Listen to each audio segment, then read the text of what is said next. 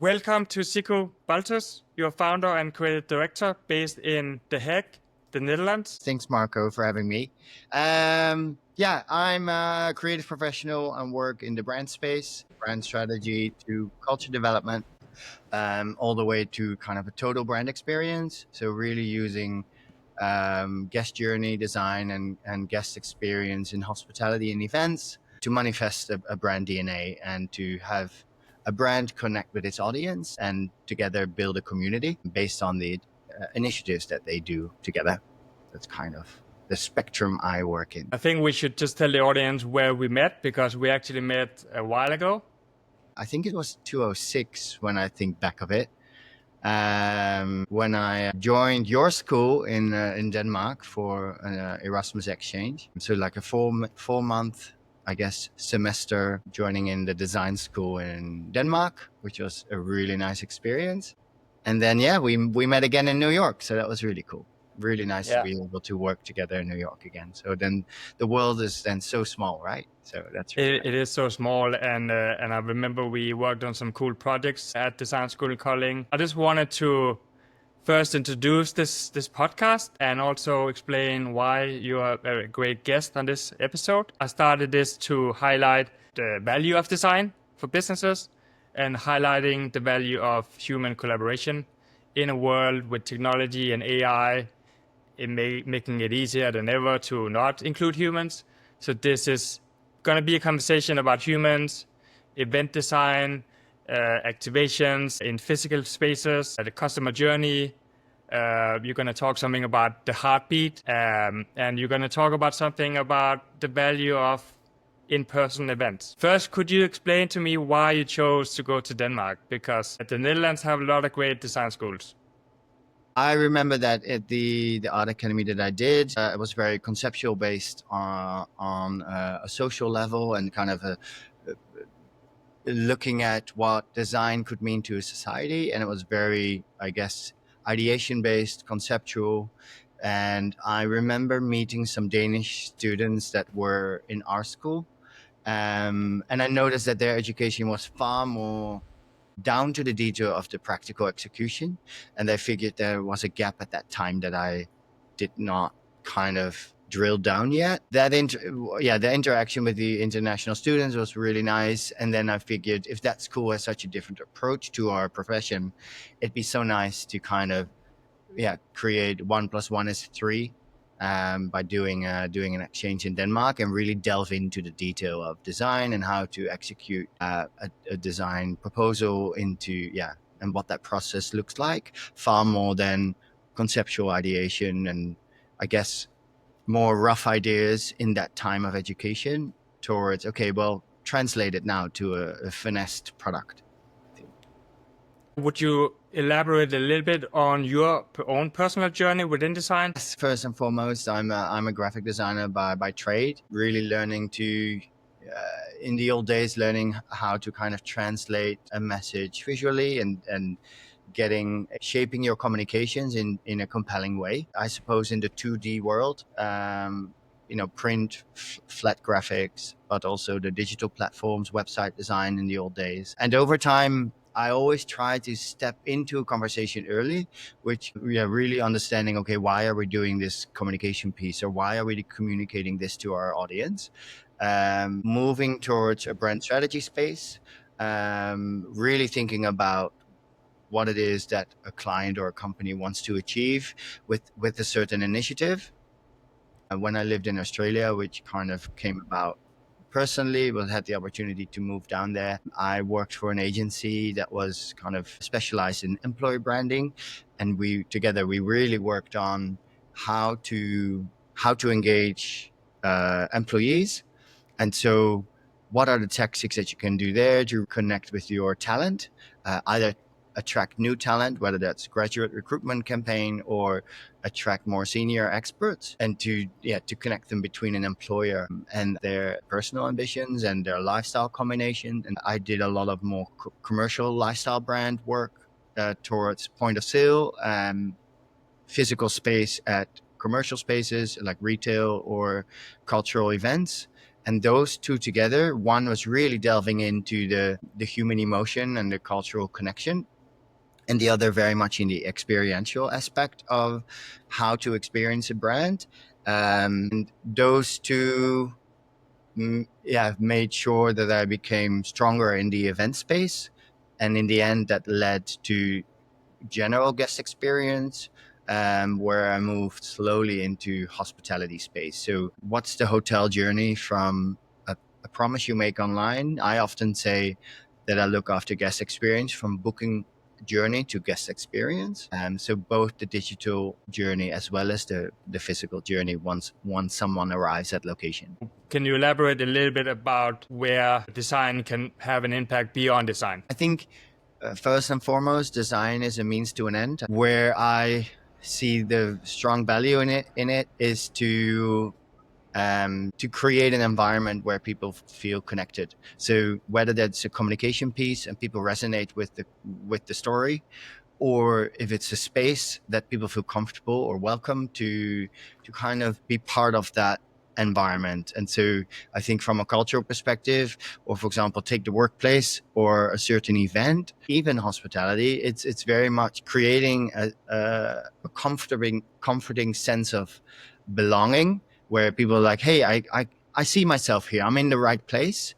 And so if design speaks to a certain personality, then I think you start to tick those boxes about what it means that design can do in order to have people feel at ease and feel comfortable to maybe connect with strangers. And I think that's where I think the strength lies. If you design a guest journey, either for hospitality, look at interior design, or the full kind of the check-in journey at an hotel, quite similar to when you attend an event, for example, and what the arrival journey would be at an event, and how you experience the content of the event, whether it's someone on stage or there's a breakout session where you get to connect with people more on a direct level. Design can really help optimize that experience, and those connections could bring futures between people working together, or people feeling at home and really enjoying or being happy in a certain location and coming back again. That's kind of the underlying goal, what my design can achieve. Design is often thought about as you have a brand guideline book, you have some strategy, you have layouts, you have colors, you have typography, you have some systems to keep it cohesive. Yeah. But design and brand design is so much more. It's also about the values and the perception of a brand overall. So I know you've been involved with cultural activations. I would love to hear more about that. You kind of already started on it in the sense of brand strategy and what that does to setting a foundation of a company or a label or a brand, and how far it can reach is definitely it kind of all is shaped around the values. So what do you as a company or a brand feel is important to your community? So this is not just your target audience, but it's also your employees, or it's the suppliers you choose to work with.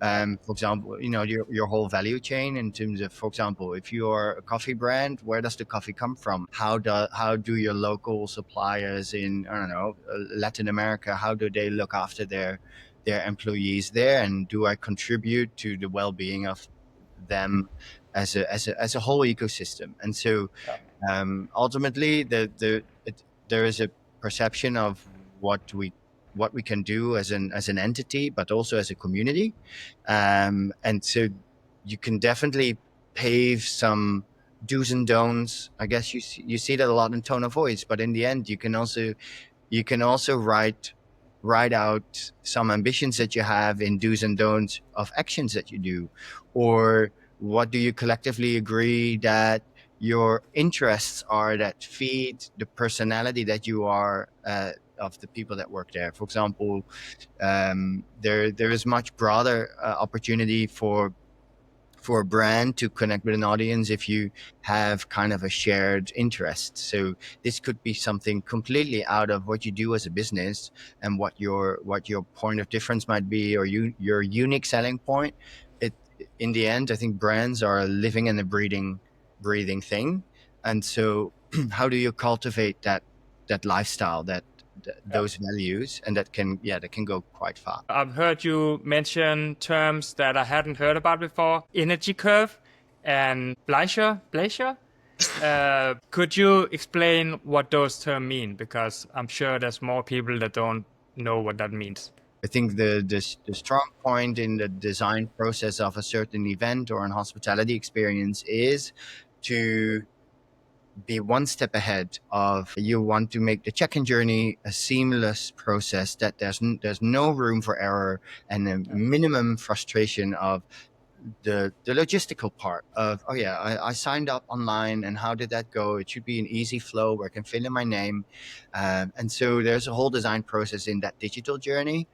And then when they arrive, you want to have a little bit of, you want to make people excited. So even in the campaign leading up to an event, you want them to really want to go to that venue or event, and once they have kind of registered and they walk into the event space or are ready to experience the venue, then you want to tap into a slightly different emotion. So the the serious part is taken care of. That's all. That's always like a comfortable flow, but then you want to elevate their experience and have a little wow moment. And so that's often what I talk about energy curve, in terms of there's moments where there's a high concentration moment, like a high pressure moment, where they need to be practical, and then there's moments where people want to let go. And so they are, for example, they attend a venue to be immersed in this brand experience and be taken away to a different world, whatever that hotel concept might be. Or if they go to a speaker event, they want to be inspired and want to see things they hadn't before. I guess playing those toggles in terms of, okay, this is a concentration moment to make sure that's all seamless, and then let's now create an immersive moment where they are, surprised and delighted by the experience of the space, or what might happen that day. And so that's kind of what I speak of when I talk about energy curve. How can you respond to that? And that could even be a stretch of 6 months, right? So for example, Okay. when you take an employee event, there's a lead up to it. Why do we do an event? You want to warm up your employees, like, hey, for example, we're going for a new mission. How can you tease them to get excited for that launch moment? The Bleisure is slightly different. Bleisure for me taps into I guess, the know-how these days that, for example, when people travel for work, they won't just travel for business anymore. They also add a little leisure moment, and that's Okay. kind of where the industry term comes from: Bleisure, business and leisure put together, because that work is turning into, especially post-COVID with more remote work, there's more room to add elements of joy and distraction and exploration to these business trips, for example. And so, how can you cater when you build an event or an event program? How can you cater both hats to that professional? They are not just they're not just their professional role all the time. They're also human, and they also are excited to meet colleagues or to meet clients. And so, how can you then give that a very personal environment where they can connect on a personal level rather than business talk meeting room, so to speak? Are the companies that you're working with, in your experience, becoming more aware of the psychology and the way humans work? Because it sounds like we are going from very productive work meetings and conferences to some breathing room where they can connect, have a coffee, go and explore. And then by doing that, which seems to be unproductive, it sounds like those events actually will be more productive for those companies because their staff are more human and rounded, and ability to decompress and then high pressure moment. Yeah, post-COVID, people are used to working remote, and that's a lot of desk jobs can handle that all by the computer. And together with AI, it makes our life fast and productive. And so what's then missing is that human connection between your peers, between your industry colleagues, and so events become a more important, or I guess coming together in a hospitality space or that is not work becomes more important. And you see it even that for co-working spaces or offices, they are slowly transforming into this multitude of social environments in order to cater for a more personal connection, because the rest can happen when you work from home, and so you want to kind of counterbalance that. Those events is much more about doing the human connection, because we all know that if you met one person in person before you have a Zoom meeting, those Zoom meetings will be a lot more human and more productive, and it's not as like weird because you met in person. Yeah, exactly. Yeah, yeah, yeah. Can you explain a little bit about some projects that really stick out to you, where the journey was interesting, where there maybe were some challenges that you overcame? One of the earliest projects that I often refer to that were quite a success is one of those employer brand projects that we did in Australia, really trying to recognize, like, look, we have these business domains. Currently, they don't work together well. How can we kind of get, I guess, the different personalities on the table, and put everyone in their own right, because that people see who they're dealing with from different work domains. We did this once. It was actually for an online bank in Australia, and one of those projects was really interesting in the sense that we put a lot of time and thought in how to showcase the different personalities of these colleagues, because people bring their full self to work these days, and I think back then that was still a little bit in transition, of, do I always dress and wear a formal shirt, or can I come as I am? What do I tell about what I did over the weekend, or is it just about work when I'm in the workspace? And that we came up with a storytelling scheme, to share on the kind of the internal internet, and the web platform that the teams used, and it was so well received that it actually became a vehicle to also look to inject into the consumer facing communication. So that was a really nice, honest and transparent form of storytelling, that it was not just about the colleagues, but in the end it showcased the personality of the brand, that we figured, actually, well, that the client actually understood, like, look, if this is who we are, that's also how we should go to market. And I think that is a really beautiful example, of what, I guess, that human connection of storytelling could shape. I always like those crossovers. For example, when we were together in New York, I did a lot of projects for digital brands going to a physical event. And so they totally understand the digital domain. It's their bread and butter. And so, you don't need to support them, or I guess challenge them to tackle that digital aspect. They have that, but then turning that same DNA into a physical experience, that's where things get interesting, because if that's not something they're used to, how can you take those same brand values and convert them to a physical experience without losing the personality or of the brand? So that's something I generally quite like. And then lastly,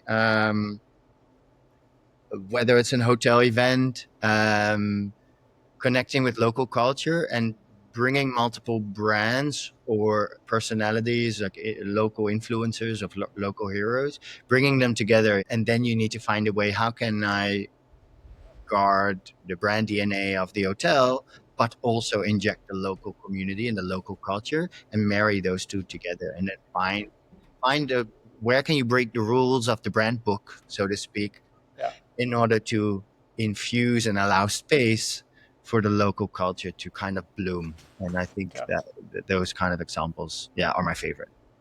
Just before COVID, we worked on New York Advertising Week, where they had rented out the biggest cinema in New York City, and basically a takeover of the entire cinema. And I thought that was just a very interesting project, because to transform this massive space and be true to the brand book, but then also make it physical, and just the transformation from working in Illustrator on a small file and then seeing it in a giant cinema and then seeing how people interact with it. I think that was just a very fascinating project to work on. Yeah, and it was quite broad, right? It had digital components to it. What did the digital screens look like? Yeah, What did the stage look like? The wayfinding in the cinema. That's playing that practical point, but also a moment to let go and to yeah, make it more experiential. So where do you really get straightforward in terms of, oh yeah, the toilet is this way or the registration counter is that way, yeah, which is super dull in a sense because it's just wayfinding. But then yeah, once you open up a door of a stage area, you want to be taken on a journey that's yeah, more creative in order to be inspiring and without losing the fact that there's probably going to be a speaker on stage yeah. and you need to create an environment for them to be able to talk their own story or to tell their own story. Yeah. If you speak to a decision maker, a CEO, and this person is on the fence about why would we spend X amount of $1 million on an event, Yeah. it's just one day. What would you tell this decision maker in terms of the value of an event? Yeah, an event, or much like I guess, a designed and curated hospitality space. In the end, they're both two different tactics to a larger means. Focusing on the events, what people often think of is like, oh, we're putting all that money into that one day or 2 day. Say it's a 2 day event, and and they think it's such a high spend Yeah, in 24 hours, right? I think that's one of the biggest misconception about the tactic behind an event. The main goal with an event is that you really build up a journey. So from in the pre-event phase, you start drafting a campaign like, hey, we are this brand and we are initiating this event, or this talking point. We want to be recognized to be expert in a certain space. And so by doing an event, you can start telling stories in a physical sense. yeah, But you build a digital campaign beforehand that creates intrigue or excitement, and you can already drip feed little insights about why it is that you do that event or why you would be good at talking yeah, about that topic. And then by doing a physical event, you can really bring your brand to life in its full glory. So during the event, you can make the experience memorable, and so people won't forget about it. yeah. Um, and doing something physical also really helps, I guess, the trust level of when you talk about it, you need to practice what you preach. And so by doing an event or creating a physical space, there's a proof point around it that really supports that story. And then filming, capturing that event creates another digital content component that you then can use after the event. Either it is for a next event. And so you create this recurring relationship with your audience. If you would shape an event program that lives both in the digital space and in the physical sense, it Yeah. really helps each other in a kind of a continued, yeah, heartbeat. What do you mean about heartbeat in terms of physical events? Yeah, heartbeat term is kind of I guess, a soft explanation of that energy curve. So Yeah. rather Okay. than just a single day guest journey, it's really about, for example, oh yeah, in the upcoming 6 months, we want to engage with our audience or with our employees, and so how can we build up that um, that repeat message about what we are about as a brand and why people should enjoy working with us or enjoy attending an event or enjoy staying at the hotel. And so an event program, there's in some cases you would do small little, I guess, moments that are just, your Thursday networking event, or and Yeah. then every 3 to 6 months you might do a big buzz. And so you create a repeat reminder, a little bit what you see big brands do in their campaigns, right? For example, we see TV commercials with big storytelling pieces, but we also know that when you walk around the corner and into a shop, you see the same brand visible there. And it's how do you inject those multiple moments for an audience to come across your brand in a way that reflects your values. When you think about brands, it's not so much about the logo or the brand, it's about what does that brand make me feel. So is that also something you use intentionally to create emotions? For example, when you do concerts and collaboration with artists. With music, Yeah. yeah, definitely. Because in the end, it's the things we feel that have a faster way to become something memorable. By when we trigger our senses, we tend to remember something easier and faster. And same for that level of trust. When it's more immersive, our trust levels get ticked faster, as well as our memory will really hook onto it. And so if you only say certain things but you don't prove it, your audience will call you out. People will are getting so savvy with digital storytelling or understanding that they're looking at an AI video or a CGI animation that is, oh, this is not real. I see that there's this balloon flying over the Hudson River, but that's fake. And so you need to find that balance between authentic storytelling and authentic experiences. Of course, you can sometimes tease with these creative cues, but then you need to balance it out with proof points. Sometimes you don't need to talk about yourself as a brand. Sometimes it's better to give people a great experience and a good, fulfilling journey. Yeah. And then they will think fondly about that brand, right? True. Yeah, you want, if your audience attends an event, you want them to connect and have a great time. Whatever might come from that connection that you've introduced.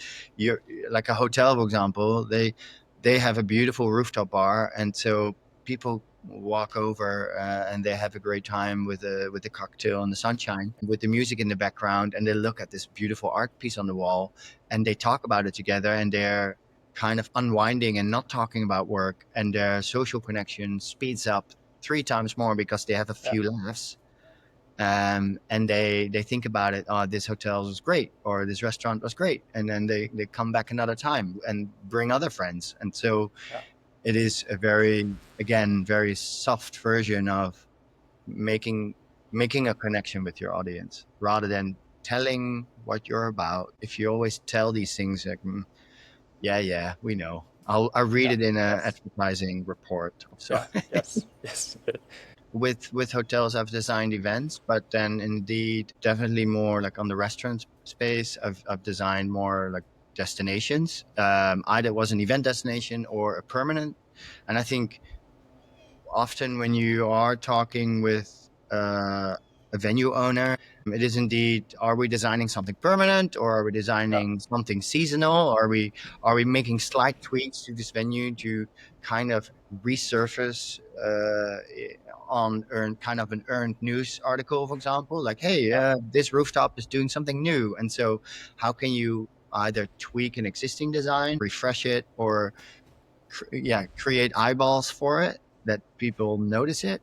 Or if you designing a complete space, I think there's a slightly different, if you're designing something permanent, of course, from a whole project management standpoint, then I think then in that case, foundation is much more important. What do people use the space for? Does it cater for all the different wants of the audience? I think a lot of these cases, venue owners have this idea of how they want people to use the space, but in the end, you will soon enough find out that people might use the space slightly different. How can you create an environment that might be able to adapt slightly? Of course, you've got your foundation in place, and your big budget spenders in terms of that's where the bar will go.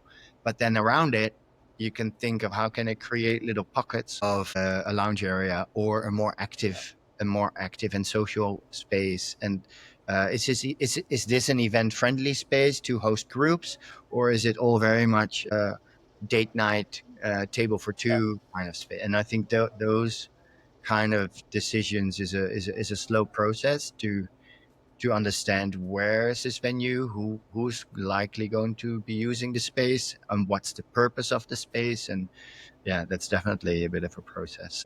Realize that maybe the purpose of life is to make a lot of mistakes and learn from it. So Can you give me an example of a mistake that you have learned a lot from, or a challenge that you didn't see coming, but then in the back mirror that gave you a lot of insight? I mean, there's a couple of artworking mistakes that I think of, like, oh, wait a minute, we had this beautiful showroom for a real estate building, and then we made these beautiful floor plans, and we were rushing the whole process of getting that showroom finished. And one of the first mistakes that makes such an impact in terms of, oh, I've done this is an expensive mistake, was then when we had this beautiful, it was aluminum dye bond big floor plans. They were beautiful pieces, and then I think that we had like 12 floors, and I think I accidentally copied 8 and 9. They were both number 8, and so there was Yes. you know, the things went to the printer, and we only found out, they're like, wait, when we were installing it in our wall, like, oh shoot, and we're opening tomorrow, we have to kind of rush produce another floor plan, and obviously that came with a cost. So that, I remember that vividly, feeling very bad about it. And then I guess the learning there was trust the process of artworking and proofing, building in that timeline and that window of error that you can then correct. And then some of the other learnings that made a big impact, I think, in my know-how, is in different markets, things cost differently, significantly. For example, I've done beautiful opening event in Rome, and that was like a portion of the price when we did something similar in Miami, for example. So getting to what you want can be challenging in different markets because of the local economy, the local way of working. And so factoring in that process well in time, and also think of solution, wait a minute, if I produce this here and I ship it, that might actually be cheaper than producing everything local. But at the same time, as a company, you have, for example, you have green values that you want to uphold. So how can you balance these more conscious decisions as well?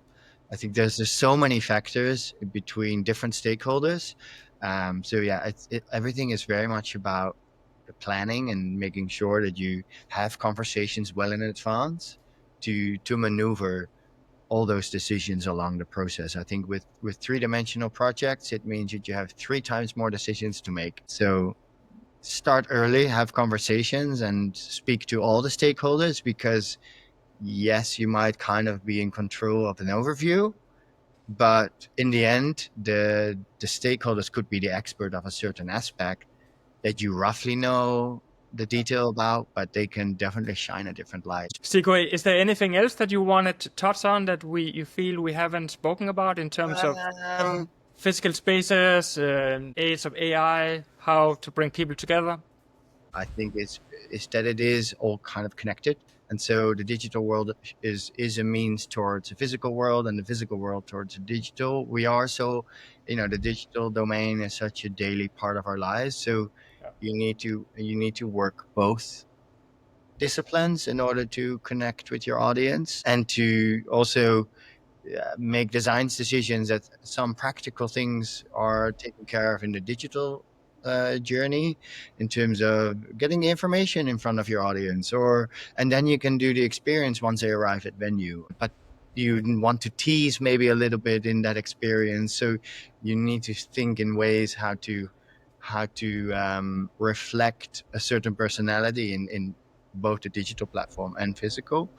And I think the recurring timeline, in terms of making sure you don't do things once, because then you become like a one-day fly, if that translates. And it is, you need to repeat your message or repeat your experience for people to really cling on to what your brand is about, if you want to grow your community. Sikko, I think it's been very fun. I've learned a lot, and I think you're right. In this world of constant screen time, we just, as humans, we crave physical connection, real human talks in a space. So I think even more now than ever, like that physical component will become more and more important because we're just not meant to be in front of a screen at all times. So No, exactly. Yeah. So thank you so much for coming on. Thank you. That was great, and I look forward to seeing you sometime soon. Yes, we'll definitely keep in touch for our next project.